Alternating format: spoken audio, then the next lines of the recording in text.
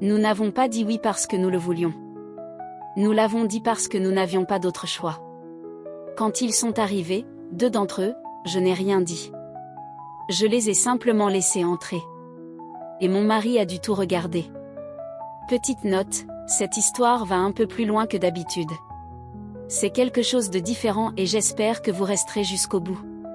Faites-moi savoir ce que vous en pensez dans les commentaires. Merci d'être ici. Bien, entrons dans le vif du sujet. On peut encore se désister, dit-il doucement, comme s'il se parlait à lui-même. Je n'ai pas répondu. Mes yeux restaient fixés sur le sol, suivant les lignes du tapis que j'avais déjà passé 2 fois à l'aspirateur.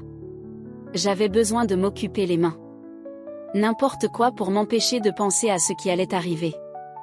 On n'est pas obligé de faire ça, dit-il plus fort. J'ai pris une lente inspiration par le nez. Et si, on l'est. Il s'est tourné vers moi sur le canapé. Sa jambe tremblait rapidement. Je pouvais voir la peur dans ses yeux. Il espérait encore une autre réponse. N'importe laquelle. On trouve toujours une solution, dit-il. Pas cette fois, lui ai-je dit. Je l'ai regardé droit dans les yeux alors. Vraiment regardé. L'homme que j'avais épousé, celui qui me faisait me sentir en sécurité, était maintenant assis à côté de moi, effrayé par ce que j'étais sur le point de faire. Tu ne comprends pas, ai-je dit. Il n'y a plus de temps. On a besoin de cet argent. C'est notre seule option. Les mots étaient tranchants dans ma bouche. On avait déjà eu cette conversation tant de fois, mais ça faisait toujours mal de la dire. Je ne voulais pas ça. Mon Dieu, non. Mais ce dont on avait besoin et ce qu'on voulait n'était plus la même chose. Il secoua la tête et agrippa son genou, comme s'il essayait de rester ancré à la réalité. Je n'arrive pas à croire qu'on va vraiment faire ça, murmura-t-il. Moi non plus, dis-je. Je clignai rapidement des yeux. Ma gorge était nouée. Je n'étais pas calme. Je retenais tout. Tu crois que je veux ça, demandai-je. Ma voix trembla un peu. Je déteste même y penser. La pièce était silencieuse. Même les murs semblaient en attente. Mon cœur battait fort dans mes oreilles, tambourinant comme s'il voulait s'échapper. Il se pencha en avant, coude sur les genoux, fixant le sol. Je vais rester, dit-il. Je ne vais pas te laisser seul avec eux. Je sais. Si tu veux qu'on arrête, on peut, proposa-t-il. Il me regardait, la bouche entr'ouverte, comme s'il voulait contester, mais aucun mot n'en sortit. J'ai passé mes mains sur le devant de ma robe. Elle tremblait. Ma peau me semblait tendue. Le temps ralentit, comme si on se tenait au bord de quelque chose d'immense. Puis il y eut un coup frappé à la porte. Un seul écho.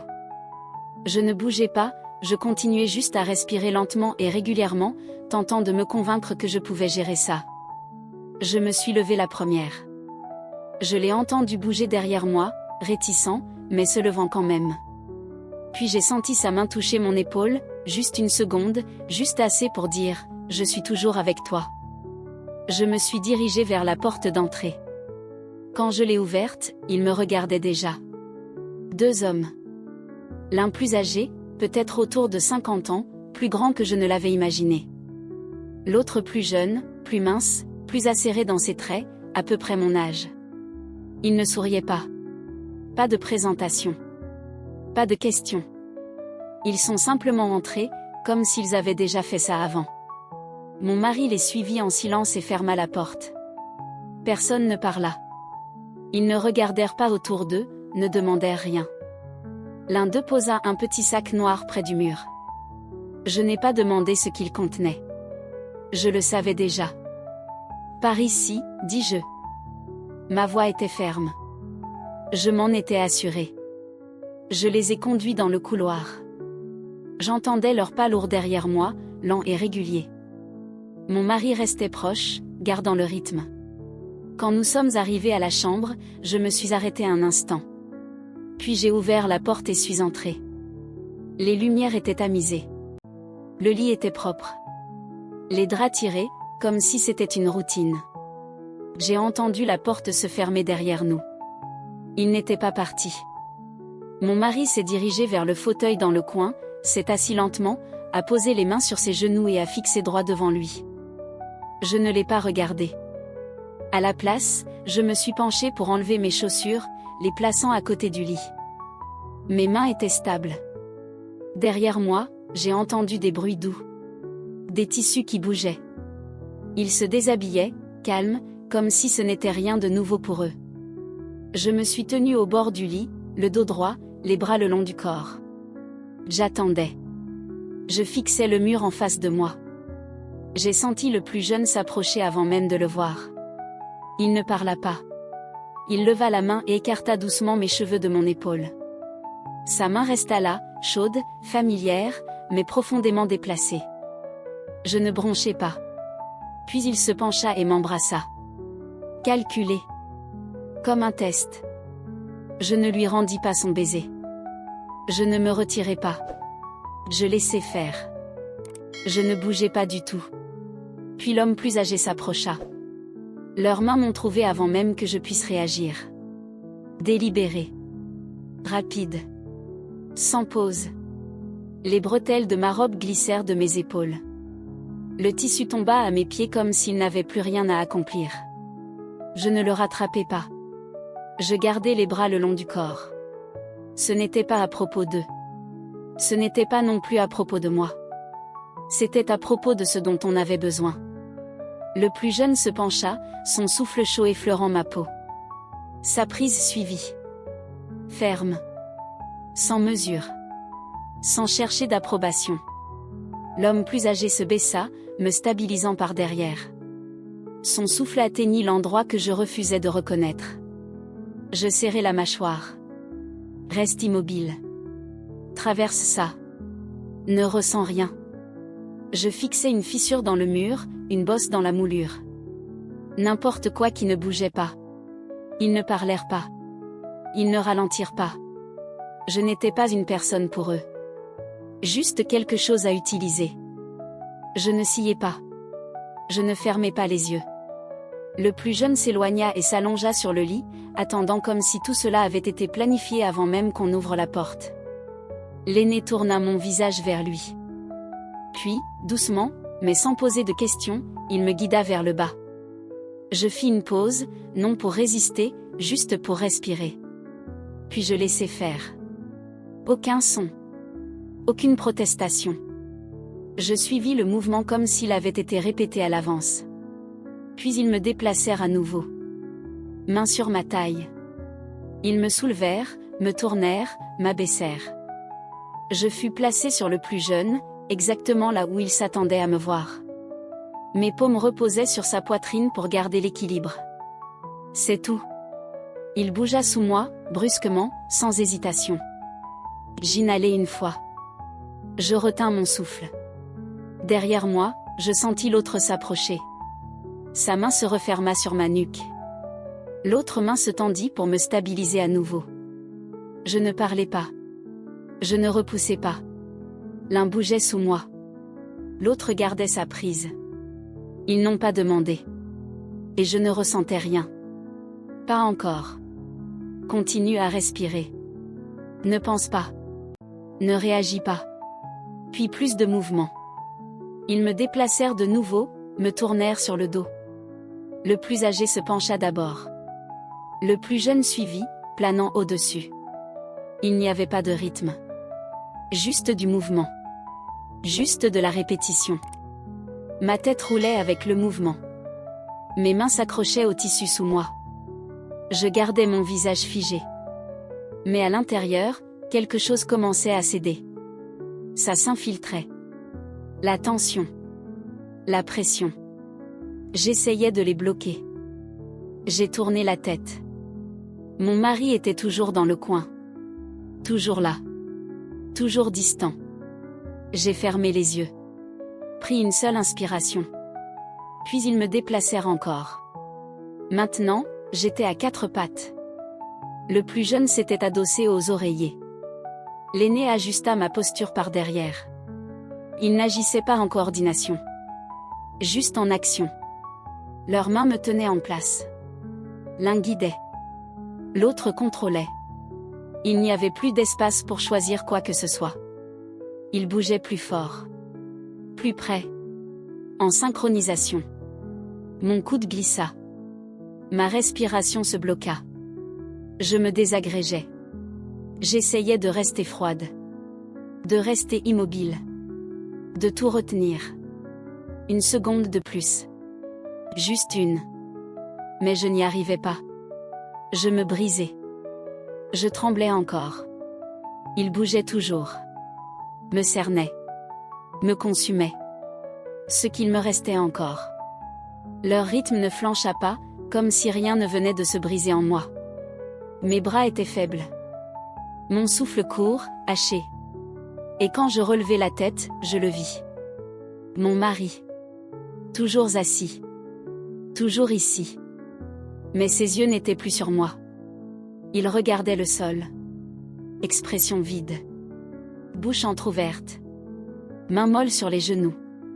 Il n'était pas parti. Pas physiquement. Mais quelque chose en lui avait commencé à dériver.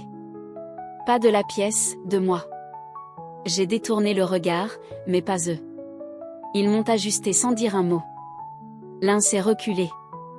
L'autre s'est placé sous moi, ses mains me guidant, comme s'il s'agissait d'un geste répété, quelque chose qu'ils avaient déjà fait. J'étais à califourchon sur le plus jeune.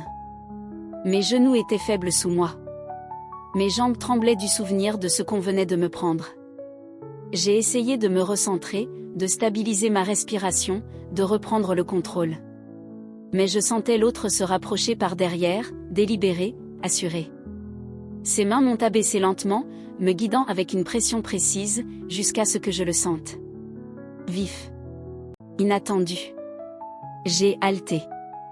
Mes mains se sont posées sur la poitrine du plus jeune, instinctivement, cherchant un appui.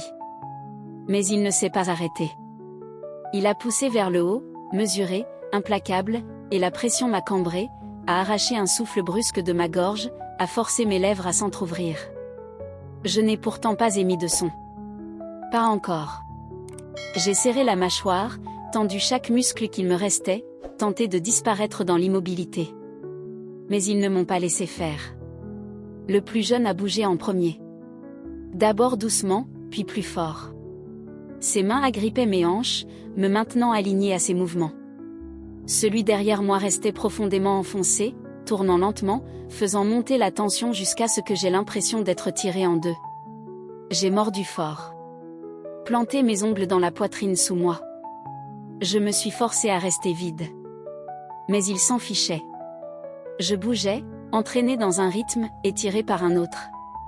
Le tempo montait. Ma peau brûlait. Ma respiration se brisait. Je me sentais attiré vers un endroit où je ne voulais pas retourner. Et puis c'est arrivé. Soudain. Brutal. Indésirable. Un son m'a échappé avant que je puisse l'arrêter. Fort. Réel. J'ai plaqué une main sur ma bouche, horrifié. Mais c'était trop tard. Ils l'avaient entendu. Et ils ont répondu. Leur rythme s'est intensifié. Leur prise s'est resserrée. Le poids de leur corps s'est fait plus lourd. J'ai tenté de rester stable, de me taire, de résister à la tension qui montait. Mais j'étais déjà en train de me déliter. Une autre vague m'a submergée. Plus forte cette fois. Plus profonde. Je ne pouvais pas la contenir. Ma colonne s'est arquée. Ma tête est tombée en avant. Ma voix a jailli, rauque, brute, chargée de culpabilité. Et quand j'ai ouvert les yeux, la chaise était vide. Il était parti. Et je ne l'avais même pas remarqué. J'étais trop happée. Trop bruyante. Trop loin dans cette vérité. Cela avait brisé quelque chose en moi, que je n'avais même pas protégé. Ils ne m'ont pas laissé m'y attarder. On m'a retourné. Soulevé. Rabaissé, le dos contre le matelas. L'un d'eux a pris place entre mes jambes, sans attendre. L'autre s'est penché au-dessus de moi, une main posée sur ma gorge, l'autre guidant ma tête vers lui. Je ne pouvais pas l'arrêter. Je ne pouvais même pas le ralentir. Ils bougeaient à l'unisson. Méthodique. Rodé. Sur deux. J'ai essayé de me taire à nouveau. Mais les sons sortaient malgré moi. Des halètements. Des expirations courtes. Des bruits brisés qui ne semblaient pas venir de moi. J'ai serré les lèvres. Mordu plus fort. Ne leur donne pas plus. Ne les laisse pas l'entendre encore. Ne leur montre pas ce que ça te fait. Mais chaque fois que je me refermais, ils en extirpaient davantage. Celui au-dessus tenait plus fermement. Celui en dessous poussait plus fort, plus vite, sans pitié. Mes poings agrippaient les draps. Ma tête battait contre l'oreiller. Tiens bon. Tiens bon. Tiens bon. Mais j'ai cédé. La force m'a frappé comme un raz de marée. Violente. Inarrêtable. Totale. Mon corps s'est arqué. Ma gorge s'est ouverte. Le son qui m'a échappé était primal. Puis, le silence. Je me suis effondrée. Sans force. Sans souffle. Je ne me souviens pas d'avoir été soulevée, seulement que, soudain, j'étais en l'air, maintenue entre eux, mon corps suivant leur rythme, mes membres mous l'un derrière, l'autre en dessous implacable. Toto. Je n'avais plus rien avec quoi lutter. Leur cadence ne faiblissait pas. Le poids. La pression. Leur manière de tout prendre. Ça m'a ouverte en deux. Je ne me suis pas relevée. Je me suis fracturée. Et quand ma voix m'a quittée à nouveau, j'ai senti le dernier souffle de ma force disparaître avec elle. Celui derrière moi a resserré sa prise, son souffle lourd dans mon oreille. Celui en dessous a verrouillé ses bras autour de moi, m'a serré fort, et a poussé un râle sourd. Puis ils ont lâché prise. Je suis tombée sur le lit. Nue. Tremblante. Vide. Je n'ai pas bougé. Je ne pouvais pas. Ma poitrine s'est soulevée une fois, puis encore. Fragile. Vide. Et quand leur chaleur a quitté ma peau, la honte a pris sa place. Elle est venue vite. Tranchante. Totale. Ils se sont rhabillés en silence. La porte s'est ouverte. Puis refermée. Et je suis restée là. Pas juste vidée. Mais honteuse de tout ce que j'avais donné. C'est la fin de l'histoire. Celle-ci était un peu plus sombre que d'habitude. Quelque chose d'un peu différent de ce que je partage normalement. J'aimerais vraiment savoir ce que vous en avez pensé. Est-ce que ça vous a parlé? Est-ce que c'était trop? Laissez un commentaire pour me le dire. Votre retour compte beaucoup. Et si ça vous a plu, n'oubliez pas de liker la vidéo et de vous abonner. Merci d'avoir été là. Cela signifie vraiment beaucoup.